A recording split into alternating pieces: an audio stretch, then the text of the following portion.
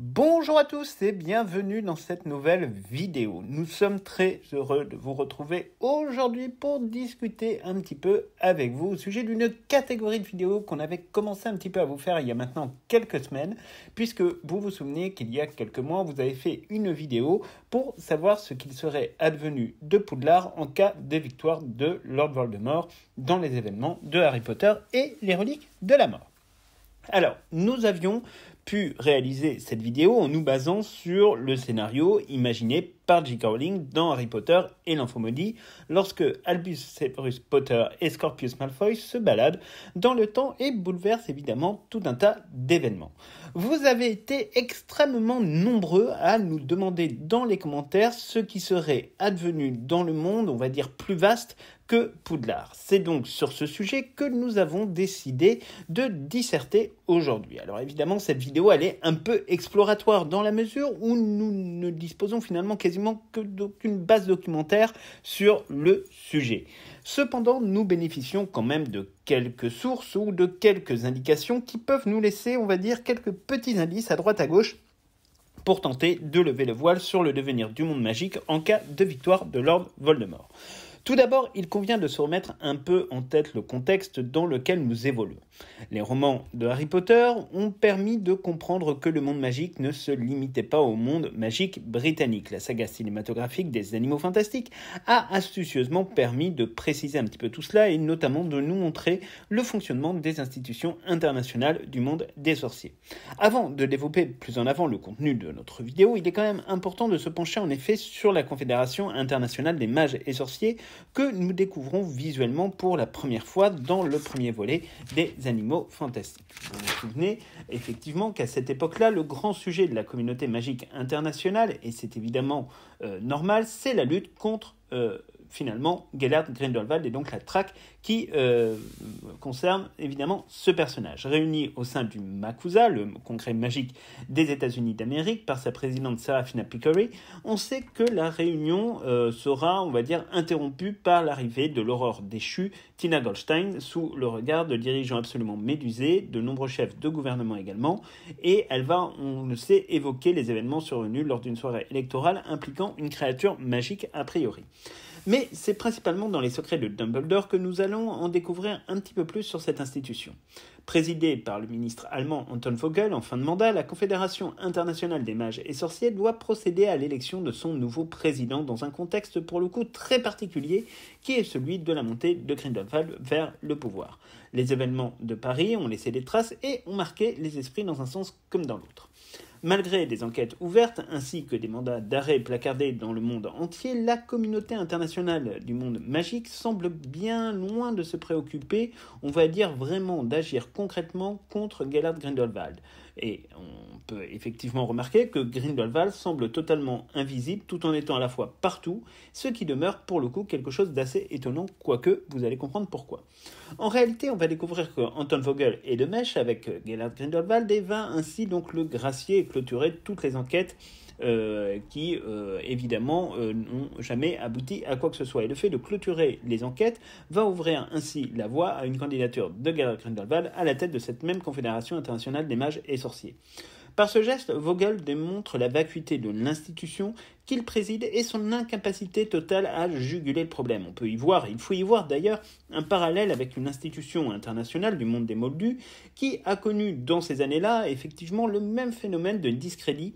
C'est la Société des Nations qui avait été créée en 1920 pour empêcher le déroulement d'une seconde guerre mondiale.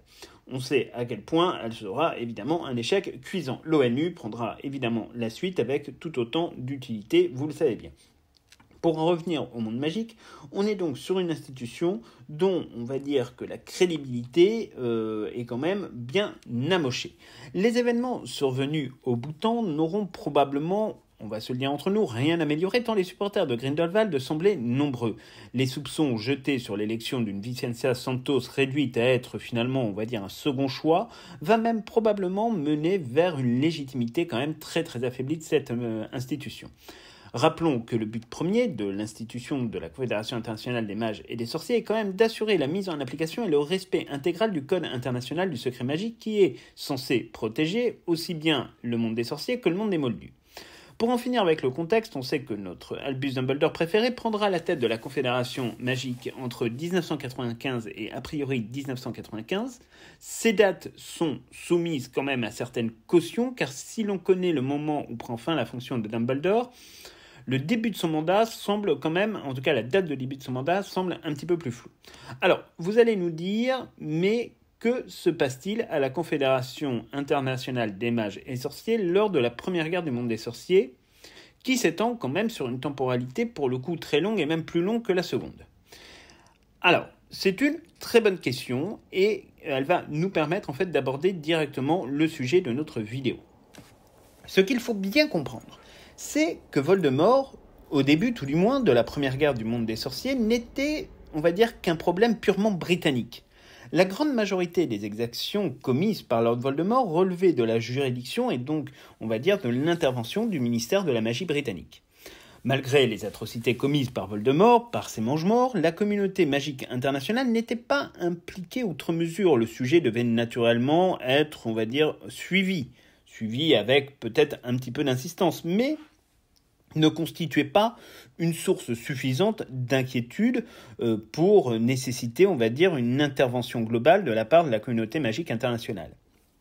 Il est même possible que certains, d'ailleurs, au sein de la Confédération internationale des mages et des sorciers, pouvaient même se montrer, on va le dire assez honnêtement, complaisants vis-à-vis des idées de Lord Voldemort. C'est une possibilité. Il faut bien comprendre que par définition, la Confédération internationale des mages et sorciers a vocation à intervenir dans chaque pays où le secret magique serait durablement, on va dire, menacé ou mis à l'épreuve. Bien que fortement sinistre et impliquant des Moldus, la situation en Grande-Bretagne n'est pas jugée comme étant suffisamment préoccupante pour déclencher une intervention de prime abord. D'autant plus qu'il faut quand même prendre en considération que chaque pays peut avoir une lecture très différente des règles entourant la protection du secret magique. Alors, si on sait que les Américains ont une lecture très large et, disons-le, très rigoriste, les Britanniques sont beaucoup moins à cheval dessus. Et la frontière entre les deux mondes est beaucoup plus poreuse et plus poreuse peut-être que dans d'autres pays. Ainsi, l'intervention de la communauté internationale du monde des sorciers demeure plus que limitée alors que Voldemort recrute pourtant des affiliés au-delà, on le sait, des seules frontières de la Grande-Bretagne. On sait notamment que ce sera a priori le cas de Anton Dolohov, que l'on suspecte très très fortement de venir de l'Institut d'Armstrong. C'est le cas aussi dans une moindre mesure d'Igor Karkaroff, dont on sait qu'il ne sera d'ailleurs plus, on va dire, qu'un simple exultant, alors que certains l'imaginent en génie du mal. Mais ça, on en reparlera dans une précédente vidéo. Nous savons également que Lord Voldemort aura tendance à vouloir convaincre certaines créatures magiques de rejoindre son combat. Ce qui n'apparaît cependant pas clairement, c'est si Voldemort entreprend de recruter directement ou indirectement à l'étranger. La question peut sembler être un détail, mais cela en fait peut expliquer aussi une certaine, on va dire, passivité des autorités internationales du monde des sorciers. Le fait est, en tout cas, que tout le monde semble considérer qu'il s'agit là d'une problématique interne à la Grande-Bretagne. Lors des événements de Godric Hollow, Voldemort est présumé mort et l'attention internationale baisse d'un cran dans la mesure où toute menace semble désormais définitivement écartée. Ce sera, on va dire, tout du moins le cas jusqu'aux événements de la troisième tâche du tournoi des Trois Sorciers où des rumeurs font état effectivement du retour de Lord Voldemort, ceci étant confirmé par le Manitou suprême qu'est à cette époque Albus Dumbledore. Le problème, c'est que généralement le fonctionnement de ce genre d'institution, c'est que ce sont plutôt les chefs de gouvernement qui mènent généralement la danse et qui mènent généralement la barque, pas forcément le Manitou suprême. En l'occurrence, on sait bien que Cornelius Fudge, on va dire, d'une, refuse clairement l'idée même d'un retour effectif de Lord Voldemort à la vie, et surtout, d'autre part, il va mener une campagne extrêmement active contre Albus Dumbledore en le faisant passer et en faisant passer son activisme pour une volonté de coup d'État. Albus Dumbledore sera dès lors considéré comme une importante menace et sera débarqué de son rôle de Manitou suprême. Il apparaît évident que la Confédération internationale des mages et sorciers se retrouve donc dans une position aussi négationniste que celle de Cornelius Fudge, tout du moins jusqu'aux événements qui surviendront au département des mystères un an plus tard. Après avoir acté le retour de Voldemort et réintégré Albus Dumbledore, la communauté magique internationale va cependant, on va dire, manquer un petit peu de réaction. Il n'y aura pas de réaction particulièrement spécifique, bien au contraire.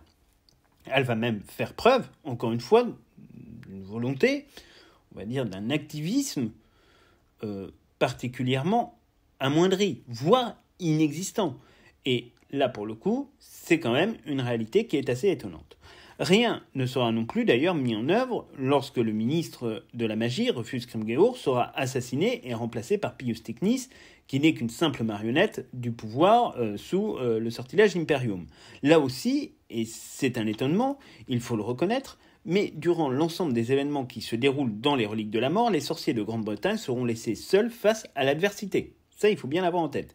Donc, voilà grosso modo pour le contexte. Pardon d'avoir peut-être été un petit peu long, mais il était quand même nécessaire de rappeler le contexte pour bien situer le sujet dans lequel nous sommes pour cette vidéo qui est très exploratoire, car évidemment, nous allons très largement dépasser les frontières même de Poudlard. Alors, nous rappelons que cette vidéo ne repose que sur des sentiments et sur, au final, assez peu de matière concrète en dehors du monde ténébreux que nous rencontrons dans une séquence de Harry Potter et l'Enfant Maudit. Sachant que Harry Potter et l'Enfant Maudit restent très centrés sur Poudlard, nous pouvons cependant en tirer quand même un environnement qui est globalement rempli d'enseignements et nous donne donc quand même une bonne idée de ce qu'il aurait pu se passer en cas de victoire de Voldemort. Donc, la bataille de Poudlard a été remportée par Voldemort. Harry Potter est mort, l'Ordre du Phénix a disparu, Ron et Hermione résistent mais sont en fuite et Ombrage est redevenue directrice de Poudlard. Très rapidement après la victoire de Poudlard, on peut imaginer que Voldemort et les Mange-Morts vont poursuivre, on va dire, les proches de Harry encore en vie. Forcément, le ministère de la Magie prend acte avec beaucoup de joie de cette nouvelle. Forcément, la Confédération internationale des mages et sorciers a eu vent de cette information. Il est fort probable que la réaction de la Confédération aura probablement été plus proche de la stupéfaction que d'autre chose. On peut imaginer que le fait de déclencher une guerre dans une école n'est pas le truc qui soit, on va dire, le plus populaire au niveau international. Il est même probable que la communauté internationale s'en sera probablement émue. L'émotion, ça sert souvent à rien, mais ça donne un peu le change. Le fait est que la victoire de Lord Voldemort pose forcément de très nombreuses questions aux sorciers du monde entier, et en inquiète énormément. La diplomatie n'est pas encore de mise, mais les sorciers de la Confédération doivent bien se poser la question de savoir comment réagir face à cette situation. Il ne faut cependant pas oublier que le but de la Confédération internationale des mages et sorciers a pour mission de protéger le respect du Code international du secret magique, et donc la frontière entre le monde des Moldus et le monde des sorciers. Il semble évident que Voldemort, désormais invincible, demeure une vraie problématique compte tenu de ses idéaux. De ce que l'on comprend du rôle dévolu à la Confédération internationale des mages et sorciers, son rôle n'est pas d'être dans le jugement des politiques internes au pays. Ce n'est pas la manière dont cela se passe généralement. Le but de la Confédération est de mettre tout en œuvre pour remplir sa mission, et pour cela, elle usera probablement dans un premier temps de la diplomatie. On imagine que Voldemort aura eu à cœur de sécuriser en premier lieu son autorité sur le ministère de la Magie en s'assurant de faire le ménage dans les arcanes de l'institution et en pérennisant l'organisation et la mise en œuvre telle qu'il a pu l'imaginer et qu'on a pu l'observer dans les Reliques de la Mort. Il lui faut en effet œuvrer à une réorganisation complète du monde magique britannique. On ne peut qu'imaginer la somme d'exactions qui auront été commises à cette occasion. On peine à imaginer également que Voldemort prête une quelconque attention aux récriminations qui peuvent émaner de la part de la communauté internationale, dont il n'a probablement, entre nous, pas grand-chose à faire, disons-le assez honnêtement. Voldemort ne s'est jamais plié à quoi que ce soit, ni à qui que ce soit, et ce n'est pas après une éclatante victoire que ça va commencer. Cependant, il est fort probable qu'il ne souhaite pas non plus déclencher une nouvelle guerre de manière aussi rapide ou de manière immédiate. La Seconde Guerre du monde des sorciers a créé quand même une nouvelle étape pour la sécurité magique de la Grande-Bretagne, mais on sait aussi que la société du monde des Moldus a été très éprouvée, et éprouvée très durement durant cette période. Il convient donc d'abord de stabiliser la situation, et pour cela, il faut quand même un peu de temps. On peut donc tout à fait imaginer que le nouveau régime n'exprimera pas d'agressivité particulière vis-à-vis de la communauté internationale du monde magique dans un premier temps. Alors, vous nous direz que la problématique sur Grindelwald a pourtant été traitée avec un petit peu plus d'entrain, et effectivement, vous avez raison. Cependant, il convient tout de même de reconnaître que Gellert Grindelwald et Tom Jedusor ne sont absolument pas les mêmes, et en réalité n'ont pas les mêmes visées. Grindelwald avait une mission beaucoup plus politique, beaucoup plus centrée sur le pouvoir. Voldemort est, lui, surtout totalement obnubilé par le pouvoir de l'immortalité et par la dimension presque, on va dire, terrifiante de ce dernier. Voldemort n'a jamais tenté de se faire élire à une quelconque responsabilité qui ne semble franchement pas du tout l'intéresser. Grindelwald était un vrai homme politique qui aimait le pouvoir pour son essence même et non pas pour lui-même. Il défendait des opinions, certes dérangeantes, mais qui, dans le contexte historique bien contraint, on va dire, va connaître quand même un petit succès, ou en tout cas une forme de succès. Voldemort, lui, porte des idées, mais ce qui compte avant tout, c'est sa personne et rien d'autre. Alors, évidemment, ne nous l'aurons pas, Voldemort avait bien entendu des idées dont on sait que ces sbires vont s'appliquer à mettre en application dès qu'ils auront la main mise sur le ministère de la magie. On se souvient notamment de la commission recensant tous les sorciers nés moldus et la manière dont Dolores Umbridge conduira notamment les entretiens et orchestrera les condamnations dans un contexte absolument effroyable. Tous les ingrédients sont réunis pour mettre en place une véritable dictature.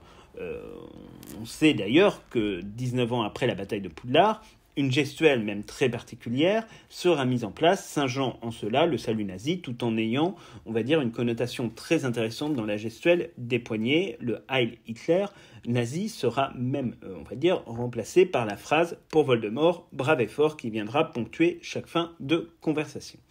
Au niveau mondial, il est possible que la victoire de Lord Voldemort aura provoqué des remous un peu partout dans le monde de la magie de la part de ceux qui peut-être effectivement adhèrent à la vision du Seigneur des Ténèbres. On peut considérer qu'il ne s'agit probablement pas de menaces totalement délirantes, mais qui sont suffisantes pour générer, on va dire, des troubles, nécessitant probablement une réponse forte, ou tout du moins engagée, de la part des autorités locales du monde magique. Les pays frontaliers, bien que cette notion dans le monde magique est peut-être un brin différente, ou probablement très différente du monde des Moldus, ont dû faire face forcément à un afflux de sorciers cherchant à se réfugier dans des territoires moins dangereux pour eux. On imagine que des pays comme la France doivent regarder avec une particulière inquiétude ce qui se passe outre-Manche. Difficile de réagir évidemment dans une pareille situation. Entre, on va dire, persécution, protection des populations, le choix, parfois, est difficile à faire. Est-ce qu'il faut accueillir? Est-ce qu'il faut rejeter? Est-ce qu'il faut se protéger? Ou est-ce qu'il faut attendre? Enfin, tout ça est évidemment très complexe. Il est évident que Voldemort s'est posé un moment ou un autre la question de savoir si l'expansion internationale de son mouvement était quelque chose de souhaitable. Rien dans les écrits de Harry Potter ne vient nous dire si cela faisait partie en fait de ses réelles volontés. Nous allons donc tenter de regarder comment tournent nos deux hypothèses. Pour notre part, nous aurions tendance à nous dire que Voldemort n'aurait absolument pas tenté d'aller au-delà des frontières et n'aurait pas, on va dire, tenté de faire la guerre à d'autres pays et donc à la communauté magique internationale tout entière. Cela représenterait, à notre humble avis, beaucoup de risques pour pas grand-chose et surtout dans quel but en réalité. Voldemort a déjà en fait tout ce qu'il voulait, tout ce qu'il souhaitait. Ses ennemis de toujours ont été balayés, il a vaincu Albus Dumbledore, il a vaincu Harry Potter, et enfin il a vaincu la mort. Alors, forcément, il est possible que Voldemort ait pu nourrir quelques volontés expansionnistes à un moment ou à un autre. Cependant, l'expansionnisme ne passe pas nécessairement par la conquête de nouveaux territoires géographiques. Cela peut également passer par une conquête idéologique. Il semble aussi évident que la volonté de Lord Voldemort est de remodeler le monde des sorciers britanniques en faisant perdurer le très lourd héritage de Salazar Serpentard. Il ne faut pas oublier que c'est son principal objectif. Au fur et à mesure des années passées, après un matraquage de propagande, de sévices, de mauvais traitements et de menaces, de persécutions, il est fort possible que ces idées seront partagées par, on va le dire, une majorité de sorciers qui auront à cœur plus tard de défendre le régime de Lord Voldemort. Cette régénération finalement des esprits et des générations pourra éventuellement à terme déboucher sur une nouvelle politique à observer vis-à-vis de la communauté magique internationale. Mais, on va le dire, que ce n'est pas aussi facile que ça à mettre en place dans un premier temps. Dans un premier temps, ce qui probablement, on va dire, est imaginable, c'est surtout qu'on fasse face à une diplomatie en fait de l'ignorance et que c'est cette diplomatie de l'ignorance qui l'emportera. Se lancer dans une nouvelle guerre risquerait très fortement d'affaiblir un monde magique déjà globalement en ruine et qui vient de vivre des événements traumatisants. Pour nous, mais ce n'est que notre sentiment, il doit forcément avoir un temps de temporisation avant de reprendre une activité un peu plus violente. D'ailleurs, ce calme relatif vis-à-vis du monde extérieur n'empêche absolument pas Voldemort et ses troupes de mener des missions, par exemple, de déstabilisation d'autres gouvernements de manière extrêmement ponctuelle. Les régimes dictatoriaux savent parfaitement effectivement utiliser la propagande, la manipulation mentale, bref, la symbolique aussi qui peut, on va dire, faire surgir ces mouvances et cela peut très rapidement convaincre certains types d'esprits parfois un peu faibles. On le voit davantage, il est vrai, dans le cas de Grindelwald, mais en réalité, ce sont sensiblement les mêmes dynamiques, les mêmes mécanismes qui sont à l'œuvre chez Lord Voldemort. Cette espèce en fait de capacité à séduire les foules est probablement le principal souci des puissances étrangères qui doivent effectivement faire face à des troubles internes provenant, pourquoi pas, des partisans des idées de Lord Voldemort. Quoi qu'il en soit, il semble possible que Voldemort pourra également utiliser les menaces sur ses homologues internationaux pour les contraindre soit à une forme d'inaction, soit à une forme de collaboration plus ou moins active. La puissance, on va dire, qu'il représente est forte et elle dégage naturellement, après toutes ces victoires, quelque chose d'assez inquiétant. Il faut bien reconnaître que le personnage semble désormais totalement invincible et donc le tenir à distance est recommandé, mais le mépriser aussi peut être extraordinairement dangereux. Alors, prenons ensemble maintenant le chemin de la seconde hypothèse, celui d'une expansion à marche forcée et donc d'un Voldemort qui aurait fait le choix de ne pas s'arrêter en si bon chemin et de poursuivre l'effort de guerre. Dans ce cas précis, disons-le clairement, l'objectif assumé de Lord Voldemort serait très probablement d'imposer ses vues à l'ensemble de la communauté internationale du monde des sorciers. Voldemort pourrait donc, on va dire, lever une nouvelle armée des ténèbres, renforcée par les sorciers désormais convaincus que ce soit de gré ou de force. Voldemort continuera de s'appuyer donc sur des créatures ténébreuses comme les détraqueurs, sur lesquels il a la main totalement en échange de leur fournir un certain nombre d'âmes. Il en sera de même pour les géants, il en sera de même pour les loups-garous, pour les vampires, etc., que plus personne évidemment ne pourra retenir. Évidemment, les pays européens seront les premiers à subir les coups de butoir, on va dire, du nouveau régime britannique. Cela prend probablement la forme dans un premier temps de raids qui fragiliseront les protections magiques, on va dire, mises en place. Et par là même, ce sera également, évidemment, l'idée de fragiliser l'autorité et la crédibilité, effectivement, des différentes autorités étrangères. Les gouvernements étrangers, qui risquent d'être pris de panique, aligneront dans un premier temps tout un train de mesures défensives de première urgence avant de se tourner vers la Confédération internationale des mages et sorciers qui se retrouvera donc embarquée dans une position plus que délicate qui va déboucher sur des débats sans fin sur l'opportunité d'agir ou non, ainsi que sur l'opportunité d'engager des moyens importants contre un ennemi dont on prétend en réalité qu'il aurait même vaincu la mort. La communauté des mondes des sorciers va nécessairement prendre du temps pour, on va dire, apporter une réponse à une problématique en fait totalement insolvable, qui représente en plus le plus grand danger depuis l'avènement de Gellert Grindelwald. Sauf que cette fois-ci, il n'y aura plus d'Albus Dumbledore pour sauver le monde magique. Le temps que les institutions se mettent d'accord sur la qualité et la capacité de réponse à apporter, Voldemort aura gagné une puissance et continuera à poursuivre son œuvre de conquête. On peut imaginer que face à Voldemort, beaucoup de dirigeants choisiront de plier le genou. Il s'agira plus effectivement de collaboration que d'autre chose, ou en tout cas, ce sera différent d'une véritable alliance. Peut-être qu'à force d'efforts et au prix d'immenses sacrifices, il sera effectivement possible de contenir un temps le Seigneur des Ténèbres et ses ténébreuses troupes. Mais cela ne durera effectivement qu'un temps. Il ne faut en effet pas oublier que semaine après semaine, Lord Voldemort et ses sbires continuent à formater et à recruter de très nombreux nouveaux partisans aux ambitions et aux motivations qui sont parfois très diverses. Certains sont enrôlés de force, d'autres sont volontaires, d'autres sont des fanatiques. peu à peu, les pays vont céder ou vont se barricader. Alors on peut imaginer qu'après plusieurs années de guerre, une partie de la communauté magique internationale aura fait le choix de cesser les combats et devra donc se plier, on va dire, dans une espèce de position défensive pour sauvegarder ce qui peut encore l'être. Faut-il encore réussir à faire en sorte que Lord Voldemort se décide à ne pas aller plus loin et à ne pas les poursuivre. Alors, vous nous direz que deviennent les moldus britanniques et les moldus du monde entier en cas, de victoire et d'envie de Lord Voldemort de se taper globalement une bonne partie de pétanque mondiale. Les moldus sont pas du tout, évidemment, vous vous en doutez, à la fête. Bien au contraire, ils sont même en très grave danger.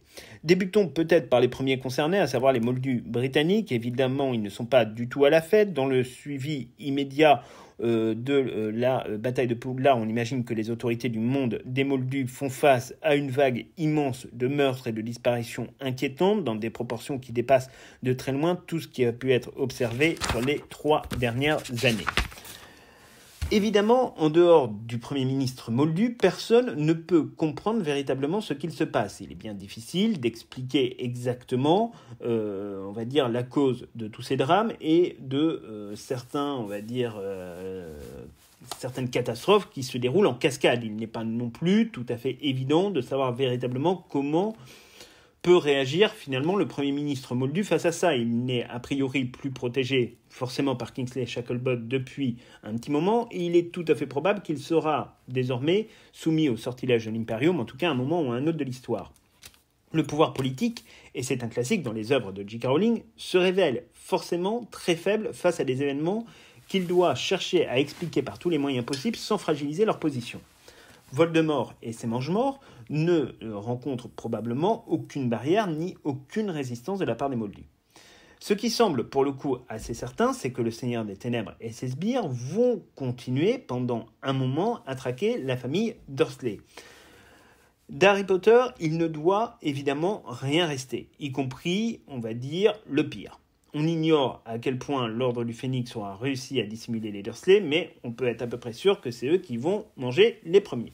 On sait cependant que des, proches de Harry Potter vont organiser ce qu'on appelle des poches de résistance qui sont très éparses et qui continuent cependant à prospérer, notamment grâce à l'implication, on le sait, d'Hermione Granger qui a survécu. On imagine qu'au début de cette résistance, il reste encore suffisamment de participants pour tenter de contrer les mange-morts. Il n'est pas évident que cela réussisse à chaque fois, mais au moins, sans le savoir, les moldus ne sont peut-être pas totalement laissés seuls face à une menace qu'ils ne peuvent pas identifier. Au bout d'un moment, les moldus finissent probablement par se résigner à cette vague de catastrophes naturelles et à une hausse exponentielle de la criminalité. La capacité des moldus à se résigner face, à sa propre impuissance à réagir est souvent absolument phénoménale. Nous l'avons notamment perçu dans notre propre actualité où le terrorisme et la délinquance ne font malheureusement plus réagir grand monde. On finit par s'habituer à tout, y compris aux menaces et aux actes les plus abjects.